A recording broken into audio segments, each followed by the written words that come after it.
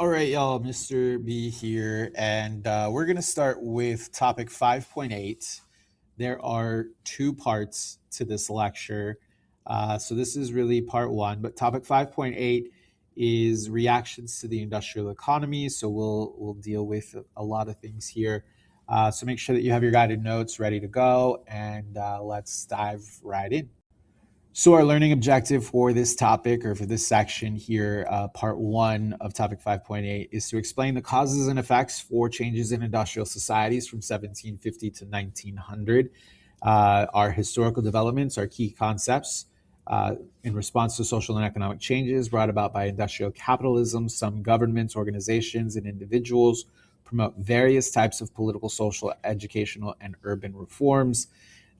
Second, in industrialized states, many workers organize themselves into labor unions to improve working conditions, limit hours, and gain higher wages. Workers' movements and political parties emerge in different areas. And then the last one here, key concept number 3 out of 4 that we'll talk about in topic 5.8, is the discontent with the established power structure, encouraging the development of various ideologies, including those espoused by Karl Marx and the ideas of socialism and communism. And again, we will talk about those in more of a theoretical sense. We're not going to be advocating for communism. I don't want anyone to think that. But we're going to talk about the theoretical reasons behind the development of communism. So let's get started. Now, workers in factories and mines in industrialized areas really suffered from really incredible poor working conditions, poor living conditions. Their working hours are typically very long. They don't get very many breaks, few, if any, breaks. The actual conditions inside the factories are really varied, kind of depending on the type of work. But generally speaking, there's no safety standards to be spoken to. So there's poor ventilation, dirty, unsanitary working conditions that lead to disease, exposure to harmful chemicals, dangerous machinery that could leave workers injured, right? They could lose a leg, an arm, a finger, and there wouldn't be any way to compensate them if they did. So they would just be out of a job if they got hurt. There was no means of protection. So in addition to those poor conditions, the labor is also unskilled typically. So they don't have the skills to do work. So the businesses, the industry, the factories can get away with paying them very low wages that aren't enough to cover basic living expenses. So because of that, you also see children and women working. You also see minorities. Those three groups are paid less than even their white male counterparts. So they're exploited as well. But again, these jobs don't come with benefits that we kind of take for granted these days with health, like healthcare, retirement, paid time off, etc. So these are the conditions for people who are working in the Industrial Revolution and in these factories during the Industrial Revolution. And the living conditions are not any better. Industrialization leads to rapid urbanization. And as you see populations shift, city populations grow with factory workers, we start to see the development of tenements or slums that are cramped and often makeshift. Again, we want to think of tenements as sort of the early precursor to apartment buildings, right? But very, very, very different than the modern day apartment buildings. Tenements and slums are really characterized by this high density population, no sanitary options, so no bathrooms. Some rooms didn't even have windows. The shapes of the buildings are very odd and irregular. There's narrow hallways, narrow walkways. It's very cramped. And again, this lifestyle, this cramped lifestyle without sanitation options, right? People would go downstairs to go to the restroom outside, right? So we see a lot of disease such as cholera, typhoid, tuberculosis. Not a great living condition for most of these places and most of these cities. This image here is an illustration of a tenement section in New York City from 1865. The sketch itself is by Albert Burgess, who created drawings to illustrate what he thought were important events in American history. The next slide that we'll look at is going to really show you the original magazine pages where this was published. Um, and I want you to think about, as we look at it, what would the purpose of the illustration be? What would the artist or the author be trying to convey? Right. This is something that we've worked on a little bit before, like a hippo analysis, historical context, intended audience, purpose, point of view, etc. Right. So think about a magazine. Who has time to read a magazine in this period? Well, probably someone who's not working 16, 17 hours a day. So probably someone who has a little bit more leisure time, someone who has a little bit more money, who maybe may not understand the plight of the poor, the working poor, in a city like New York in the 1860s. So let's take a look at that magazine cover. Or excuse me, not the magazine cover, but the magazine pages itself. And if you zoom in if you were to be able to zoom in on the capitalized text below the images, it reads Tenement House of New York, how the poor live in crowded cities, how pestilence is generated, pestilence being like disease and stuff, how the parents are demoralized and their children are depraved, the great source of destitution and crime, right? So what can we infer about the daily life of the average worker based on these illustrations? Right? Daily life is difficult. It's tough. There's very little personal space. There's very little time for rest. There's no leisure. Right? The children are depraved. They're not getting the play. They're not getting the leisure time. They're probably not getting the education. You want to know why there's crime in your city? It's because the working poor live like this. Right? That's the goal here of the artist and author of this article here, this magazine. Right? This is people are living in these crowded conditions. This is where the disease comes from. This is where, these children aren't even being educated because they're working so hard, and then this is the conditions they live in. So you want to know why there's crime? It's because of this, right? Etc. Right? Life revolves around work and basic survival.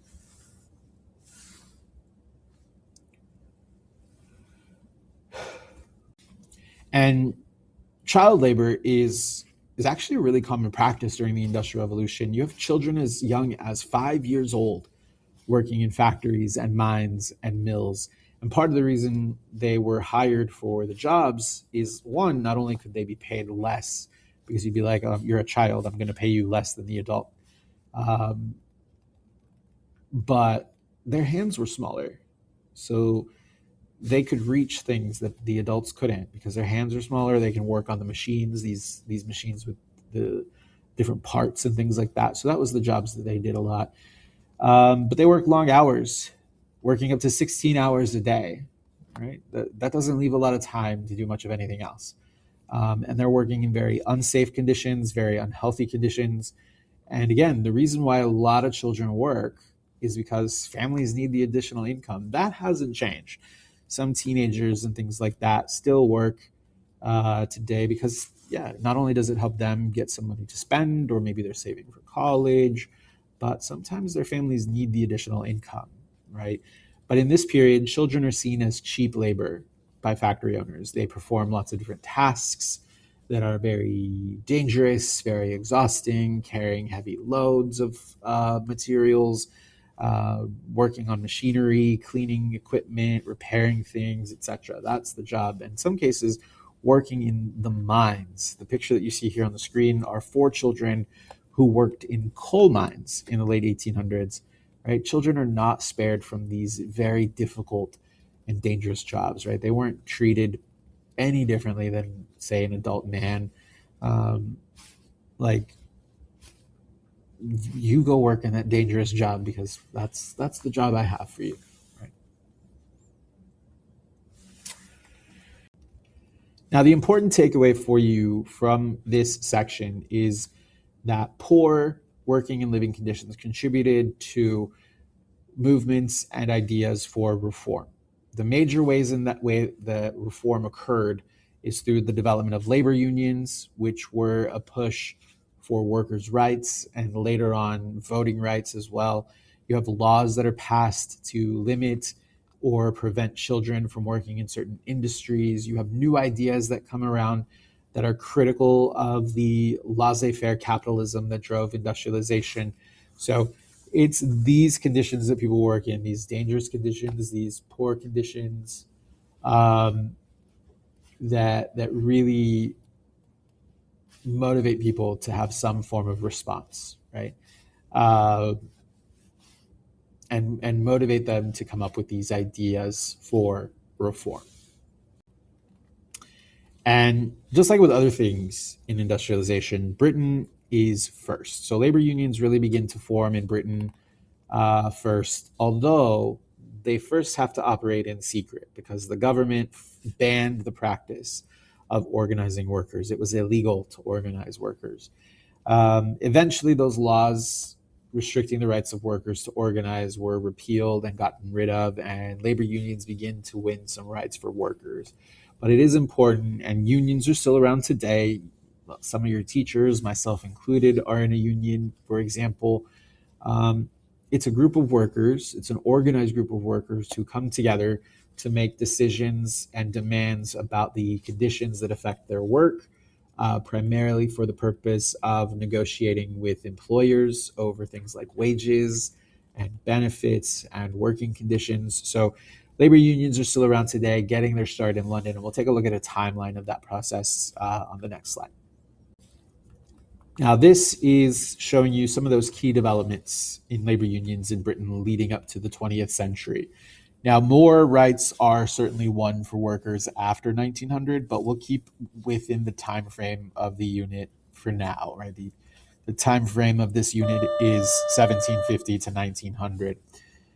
In the late 1700s and the early 1800s, you see some of the first small labor unions in some very specific industries. The Combination Acts were legislation that criminalized labor unions and unionism. Those are repealed in 1824, which is a major early win for the right of workers to get together in unions. But they don't have any formal legal protections under British law at that point. Once those laws are repealed, it allows for the growth of unions in the 30s and the 40s, the 1830s and 1840s. In 1842, you have the Mines Act that prevented all female children of any age and boys under the age of 10 from working in coal mines. By 1871, the Trade Union Act officially gave unions legal protections. And again, remember, this is different from the law that was repealed in 1840 or in 1824. 1824 just didn't make it illegal anymore. 1871, the Trade Union Act gives legal protection, right? Puts in place a legal protection for worker organizations. And then 4 years later, 1875, you have the Conspiracy and the Protection of Property Act, which actually does make it legal to strike and picket or protest as long as it's peaceful. Again, different from the laws in 1824 that decriminalized those acts. Just now, the right of workers to strike was written into law. So all of these milestones lead to new unionism in the 1890s, where unskilled workers begin to form large unions, and those unions win rights for workers in Britain after 1900, but all of the groundwork is laid before 1900.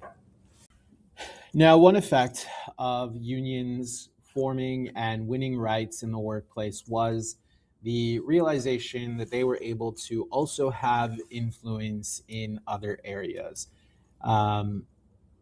And alongside of that is the expansion of voting rights. Unions helped put pressure on the government to expand voting rights, which at the time were pretty much reserved for only the privileged few, the wealthy, land-owning elite. You have a series of three Reform Acts. The Reform Act of 1832, which is the first, expands the voting rights to more of the male middle class, not the working industrial class at this point. You have the Second Reform Act, the Reform Act of 1867, which further expanded voting rights by extending the right to vote to the working class men who lived in towns and cities. And then lastly, you have the Representation of the People Act of 1884, which is called the Third Reform Act, which further expanded voting rights to folks who lived in rural communities. Now, it's really not important for you to necessarily memorize those acts by name or by date, but what it is important for you, the key takeaway for you, is that you're able to connect this gradual expansion of voting rights in Great Britain to the focus of the labor unions and their push for better conditions for the working class. Not only better working conditions, not only better living conditions, but then ultimately just better conditions in general. So that's what we're talking about here with the expansion of voting rights in Britain. Now, also throughout the 1800s, you also see conditions gradually improve for children who are employed in factories and in mines. There are a series of factory acts between 1833 and 1874 that put in place limits. The Factory Act of 1833 banned children under the age of 9 from working in places like textile mills and capped the working day to 12 hours a day for children ages 9 to 16. 12 hours is still a long work day for say a little kid at the age of 9, by the way. And that's something we mentioned previously as well. You have the Mines Act of 1842 banning children under 10 from working in underground coal mines. And then in 1847, the workday is limited for 10 hours.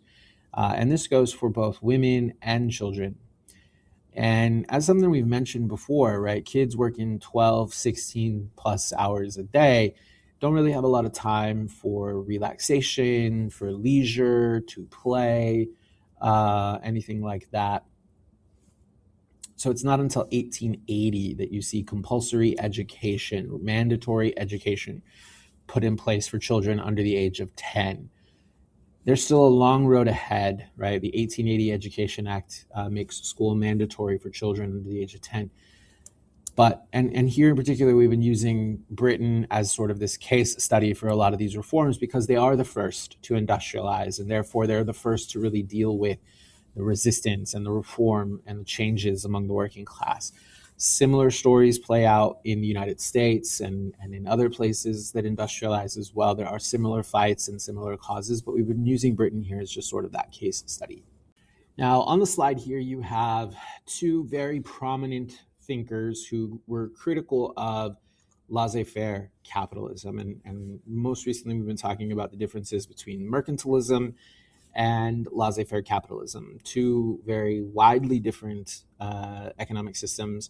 Remember, mercantilism is about benefiting the mother country, and laissez-faire capitalism is sort of this rampant, everybody free marketer sort of capitalist society. And then these two gentlemen in particular really were critical of that laissez-faire capitalism that came about because of the Industrial Revolution. So this is Friedrich Engels and Karl Marx. Now, Marx is a German scholar. Friedrich Engels had direct experience with the workings of business and industry, and these two men meet in Paris in 1844 and begin a really lifelong partnership of working together, critiquing capitalist society. This pair is most famous for writing what becomes known as the Communist Manifesto in 1848. It is a document that has major influences in new systems of government in the 20th century that we will certainly talk about. We will certainly talk about communist governments and things like that, namely the Soviet Union after the Russian Revolution, and then, of course, China after the Communist Revolution there. So we'll see as we, of course, move into the next time period. But as a response to capitalism and the Industrial Revolution, you have these two figures who are really key and really responsible for a lot of those key ideas. And we'll explore some of those here on the next few slides. So Karl Marx and Friedrich Engels argue that capitalism essentially creates two major classes of people. You have first, probably the largest class, you have the proletariat and the bourgeoisie. The proletariat is the working class, the class of workers who do not own any of the means of production, right? They don't own factories, they don't own land, they don't own materials to make things. The only thing that they own, that they have, is their own labor, their ability to work and to sell that labor to make a living. So, in simpler terms, they are the working class who work for their wages. The bourgeoisie, on the other hand, is the class of people that owns the means of production. This includes factory owners, large landowners, business people who employ workers, etc. Right? They are the wealthy class who really benefit from the labor of the proletariat. Now, Karl Marx and Friedrich Engels described a struggle between these two classes where the proletariat wants to overthrow this wealthy class. They want to overthrow the bourgeoisie to create a sort of classless society where the means of production, the factories, the land, the materials, are owned collectively by society as a whole, not by individual business owners. And that is the basic point of the Communist Manifesto. And again, we're speaking of communism necessarily here in the theoretical sense. We're not necessarily pointing out that it is better or a good system, what have you. We're really speaking about it in this theoretical sense. And with that in mind, right, we have this painting of an iron mill, an iron rolling mill, painted by Adolf Menzel in 1875. And I want you to think for a second here whether this image shows the proletariat class or the bourgeoisie class. Give me a second to think about that. And it is the proletariat. It is the working class, right? And you also want to think about, does this illustrate any of the conditions that we've talked about throughout this lecture? Thinking back even to like the third slide of this lecture, right? Crowded conditions. If you were able to zoom in a little further, you could see people who weren't wearing any shoes, who have like loose clothing, dangerous things, carrying heavy tools in close proximity to other people who are not wearing anything to protect them, right? It doesn't appear that there's like a lot of windows and like ventilation and fans.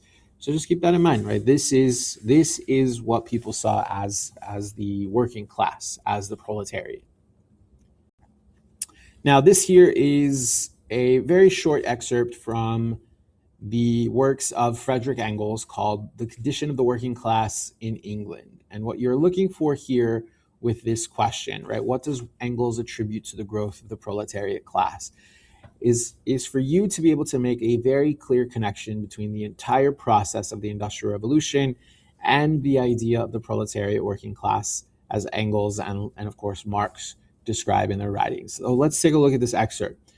We have already seen how the proletariat was called into existence by the introduction of machinery. The rapid extension of manufacture demanded hands, wages rose, and troops of workmen migrated from the agricultural districts to the towns.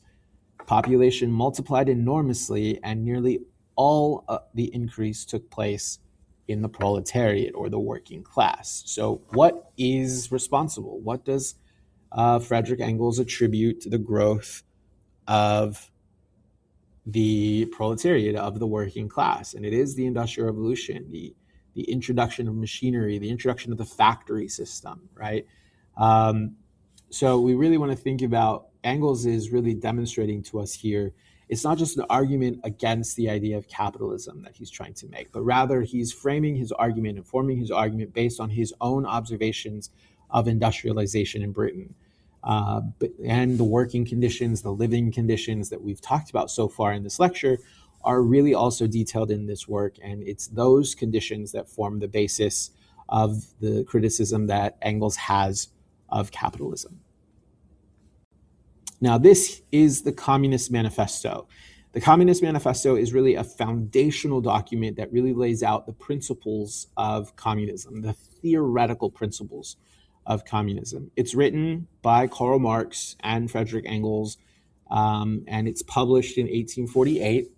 It's an influential pamphlet that presents really this analytical approach to the class struggle, the problems of capitalism, criticizes the exploitation of the working class, this exploitation, taking advantage of industrial capitalism taking advantage of the workers, brought about by these technological and economic advances, but at the social cost of the working class. The bourgeoisie is the ones who profit from the labor of the working class. The exploitation is worse um, because of industrialization, which led to the inhumane working conditions, the low wages, the alienation of the worker from the product of their labor. So the Communist Manifesto really advocates for the overthrow of the bourgeoisie by the proletariat. The proletariat should rise up and take over from the bourgeoisie. It envisions this revolution that would lead to a classless and stateless society. No classes, no social class, no economic classes, stateless, so there would be no countries, no nothing, right? Just a society of folks living together. The ultimate goal, according to the manifesto, was the establishment of this communist society, free from class divisions, where the means of production are owned by society as a whole. And again, this revolutionary document provided the theoretical basis. So remember, what we're thinking of here, what we're talking about thus far in the Communist Manifesto is really the theory, the theoretical basis for socialist and communist movements that were hopefully aiming to address and kind of rectify the imbalances and injustices in the capitalist system. And again, we'll talk about it again when we talk about the Russian Revolution in 1917, the Communist Revolution in China in 1949, etc. So we'll definitely talk about that some more. So that will wrap up part 1 of topic 5.8. So some of the key ideas for review here. The working and living conditions of the working class in industrialized nations were very poor. Workers had very little to no protections. Child labor is very common. And it is the response to the industrial economy that leads to the rise of organized labor unions, laws that restrict child labor, expanded voting rights, and the development of the theory of communism. So that will wrap up part 1. I'll see you back here for part 2 of topic 5.8.